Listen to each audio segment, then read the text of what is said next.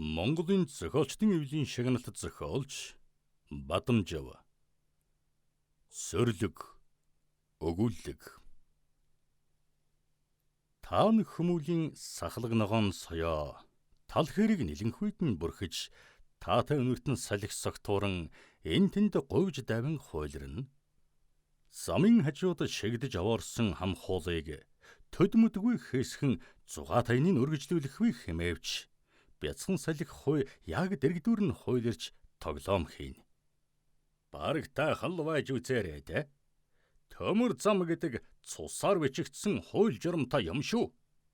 2 сар туслах машины стар гэдэг туулчиг хөнхөн толгойлсон шийтгэл байна да. Гэж эцэг нь олон жилийн өмнө хатуухан хэлж билээ. Нойронд дээлдэн галтэргийн зөрлөг дээр 6 минут хоцроож очсон хэрэг. Дахиад хэдхэн минут болсол бол улаан зам дээр 2 галтэрэг урд урдаасаа тулж мөргөлдөх байлаа. Анх төмөр замчны эгнээнд орж машинист болоод удаагүй байх үеийн явдал билээ. Мах цуснд нэвчин гэжээ. Нутагтан ирэлгүй олон жил болжээ. Хүүхэд насны гэгээн дурсамж бүхнийг агуулсан бяцхан диваажин зөрлөг нь мөм толгой даваад л бий. Хажуунаас нь могойтын гол их авна. Жижигхэн горих мэт боловч шиг өвөлдөн харцлан хизээч дундарч байгаагүй ус илбэгтэй аршаан. Нэлээд эрт Орос судлаач Григорий алсхан тэгш талбай сонгон хэдэн шуудуу татаж усчуулаад ногоо тарьж хоолны нэмэр болгож байсан бол сүүлдэн янз бүрийн жимсхэн тарьж эхлэв. Зөрлөгийнхэн ч дуртаяа дагаж урах цам бүр суурингийн төв рүү оруулж арилжаалан амжиргандаа нэмэрлэнэ. Зөрлөгийн айлууд овойсон баян биш ч гэлээ. Бийлэгж үү? Ямар сандал телевизэр гэж эд шидтэй хайрцаг суурингийн төв дэрхэд Монгор даваа бүгдийг нь худалдаж аваад зөрлөгийн хүн айлуудад нэг үржилэн тарааж зааврын дагуу цахилгаан залгахад хайрцаг доторх хүн гарч ирэхгүй байсанд ихэд уурсан бүүн зарга зайлхаа болж билээ. Төвний хүчинд аймагтан хамгийн түрүүнд телевиз хүлээн авахч антийн сойрлуулж орой болгон шоргоолжин төмөн хүн жижигхэн тэр хайрцаг дотор холхон гүйлдэж инээж хөөрч уйтгарлан уйлан байж амьдарцгаадаг болов. Намжим зөрлөг оройтон ингэж гаднаан эл хольж дотрон амьдрал буцлуулан суудаг болсон аваа. Явандан зургтгээчин учир начир дорхнон олдов. Харин бужгаа чагунцал огт өнөмшөөгүй юмдаг. Энэ дотор чинь хамт хүмүүс байдаг юм. Миний хөөж орой болгон шахуул сайн байна уу ээжээ гэж ирээд л мэндэлдэг юм гэж хэлээд тэсхэндлэн ширвчихв. Инхээр ямар ч нэмэргүй бүгдээрээ л мэднэ. Эмгэн дайны дараа энэ зөрлөгт иржээ. Нас дээр гарсан ажил тэнцэхгүй хэдэн хон ямаагаан аваад нүү гэхээр би энд байх учиртай гэдгийд чихнэ. Аргаан барж зөнд нөргчээ. Телевиз ирснээс хойш удалгүй бужгаа чагуунц нас барав. Хамаатан садан ах дүүс гэхээр хүн байсангүй. Хоймных нь авдар дотроос давхарлаж боосон зүйлийн дотроос нэг нь зураг гарч ирсэн нь зурагтаар гардаг мөнөөхөн хөтлөгч залуутай туйлын адилхан байлаа. Зургийн ард 1939 он халах гол хамар даваа хайртхүү гончгоос гэж бичсэн байжээ. 30-аад жилийн өмнөх гончигтой телевизийн хөтлөгч залуу зайлбаргүй адил тул өр нэмгэн эмэгтэйчүүд сурхирдал уйлж эрчүүд хөмсөг барайлган дууга хураасан юм. Энэ бүхэн могойтын зөрлөгийг чиглэн давталгах сугарт онцгийн хувьд падлээч байхгүй. Аав ээжи нутгийн өндөр настангуудаас л янз бүрийн юм баг сонсч байсан болохоор энэ зөрлөгийн үлгэр домог алийг тэргэхэв.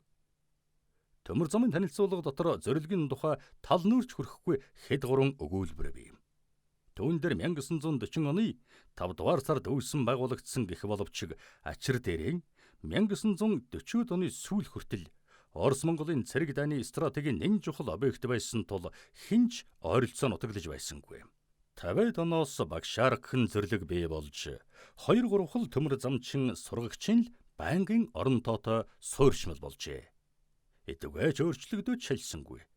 Нааш цааш зөрөх галтэргийн зорчигчд амин зуулгынх нь их сурулж болох тул зөрлөгийнхний хүн ам 100 цагт нэмэгдэнэ. галт тэрэг зөрж өнгөрөх нэгэн хүлээн бүтэн цаг зогсно. Зорчигч худалдаачид аль аль нь сэтгэл хангалуун найм арилж байгаа хийгээд л зам мөрөн хөөцгөөнө. Саяхан явж өнгөрсөн галт тэрэг мөм толгой дээр гарч ирэхэд зөрлөг дээр бараа таваар хоол хүнсний багшаархын явдаг зах хэдийний нээгчгсэн хөл халтар жаалууд, морин дон таргуны боодог хорхог ганцгалсан хөрслөг залуус, хүйтэн айраг тарг тэргэн дээр нь чирсэн авгаа хөхнүүдийн шугалтхан тод сонсогдоно. Төрлөх зөрлөг нь цаг хугацааг зогсоочсон мэт хов хуучнараа үдин шатам халуун дуниартан зэрэглээтэн аваа. Ажаагийн зэнхэр хашаа зөрлөгийн ард хуучийн заран. Ганц гэрээрэн байгаа болтой хашаанд том цагаан гэр дүнхэн. Овоонд чулуу өргөн арцхүж унгатхан ёслол уйлдэж байх хооронд гэрээс орж гарах хүмүүсийг хараад залуул ажаа маань их л дорд орж дээ. Тэгээд л аав яаруулаад байж хэмээн сугар эмээнгүй бодлоо. Удалгүй гэр атсан том тэрэг хашаагаар орж ирэн хүмүүс бужигналдан буулгаж эхлэв. Багсаг ганцхан барьсаар их гэрт ороход даваагаа хоймроо сандран босч харал гэж ингээд гүйгээд ирдэг. Ирэхгүй нүүл гэж бодж байла. Хөгшин ахин дахин загтал мэдээ өгөөд гэж зэмлээд байсан. Ирж гээд золглоо. Өвгөн аажаагийн хүнжлийг засч байгаа болтой тулмайдахад орны 3-1-т ч хүрэхгүй атеис нэгэн байх нь аажаа байлаа. Өөрийн ирэхгүй нүдэнд нулимс дүүрээд ирэв. Арай чим атгар шар эмгэн байгаагүй юм да. Нас жаахан явсан ч өндөр гуайлаг урт эзгийн унжуулан шүрэн дарвуулгаар дарвуулж нүүр дүүрэн инээсэн эхнэр байсансан. Гоёлын сонирхоход "Ажаа, та богдын хатан байсан юм уу?" гэхэд тас инээж "Тэгэлгүй яах юм бэ? Адилгүй байна уу?" гэж цаашлуулдаг гисэн. Харин даваагаа нэмэж хачирлаад л богд хаанаас ажааг хэрхэн оргуулж авчирсан зам зуран таван мөр бахардуулсан тухайгаа нь залж хөгжилтхийг сонсдог байлаа. Зөрлөгийн хэнийх нэнч мэдэх тул даваах тэгж байна лээ. Үнэн үү гэхэд үл мэдэг энийгээд "Тэр чиг нэг тийм болох нь болсон шүү" гэж толгой дохин зөвшөөрнө. Ажаа даваа хоёрын цалин буухад зөрлөгийн хүүхэд багцуул ёстой нэг наран гарна. Цалинган аваад л суйрынгийн төв рүү шурд хийн. Эргэж ирэх галт тэрэг үүрээр энэ зогсохтул ихэнх багцуул нойргүй хонох шахна. Гэвч хэнэн хизээж ажаа даваа хоёрыг галт тэрэгнээс тусч байсангүй нойрон донд илдчихнэ. Хоёр том төмөр орныхон доогуур лаазалсан шилтэй компот гинүүлээстэй, ширээний дээр урд хожид идэж байгаагүй ховор живэр чихэр боовор өстэй. Мань хоёр нэг ор эзлээ дөнгөнтэй л хорхирна. Хүнд хэллгүй юм бол хулгай болохтол хүүхдүүд гэрийн шуулттай хаягаар эгнэн хэвтээд "Тэр шилтэн тийм амттай, тэр нь жаахан тэмхэн гихтэл гоё. Янз бүрийн гоё цаастай чихрүүд ёстой амттай да" гэж хэлсэн маргалдана. Өөрснөө үр хүүхдгүй тул хүүхдүүдийг ил баясгаж байвал тэр хоёрын магнайт нэ. Тэр тусман сугарт онцгой сайн. Эхэн төрхийн хүндрэлээс болж суурыг гаргаад л нас барсан юм гэдэг. Эцэг сүрэнд амар байсангүй. Тэр бүрийд ажаа лонготой сүгээр нь ялахыг угжиж, даавуу шуувг нь сольж бөөцөйлөнө. Дүн өвлөөр цас шуураад зам хонголчхна. Аагам халуунд цав суувал тасар хаюултай. Тэр болгонд л сүрэн даваа хоёр даажлагдана. Байнгын бэлэн байдалд байдаг төмөр замжтын арайг тэр даахын хэрээр сумчныхан үргийг гүйцэтгэнэ. "Аажаан чамааг их хүлээсэн. Нотнонгоос л миний муу бор банд хизээ ирж гээгүүлдэг юм бол доо гэж санаа алдана. Чи мэдэн дээ.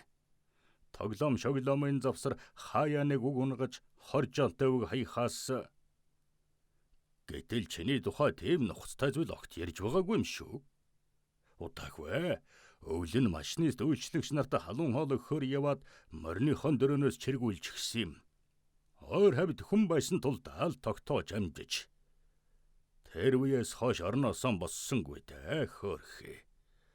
Дордсоор энэ гэхэд хүнжил дотроос зөөлөн яргалах дун гарлаа. Энэ үед өвгөн толгойд нь дээр өндөрлөн хаажаа нь ярьж чадахгүй ирж өнсөөл гэхэд сугар дөхвөл жижигхэн эцэнхий гал цог нь хэдийнийн буурсан огт танихгүй эмгэн үзэгдэв. Нулимсам барь чадлагүй мэлмэрүүлэхэд даваа ханцуунаас нь татан болохгүй гэж дохио өглөө. Аажа сугар хүн ирлээ гэхэд эмгэн хэсэг нүдэн анин хүчээ нөөж байгаа болтой өрчгөр нүүр аман өмөлзүүлэн нээвэл урдын цоглог харц зэрвс харагдаад арилсан ч нүүрэн дээрх нэмсгэл нь үлдэв. Амьсгал татарч хөрж байгаа нь тэврэлтэнд анзаарагдана. Аажагийн ансаг чээгтэж амандан ямар нэгэн зүйл хэлхийг хичээвч дуу үл гарна. Өвгөн чихэн аманд нь ойртуулан толгой дохихыг бодвол ойлголцож байгаа болтой. Аяг бүлээн сэдэм халбагдан уруулын чиглэнгэн аажаан чамд нялхын өлгий давуу тоглоомсөлтийг баадгансан.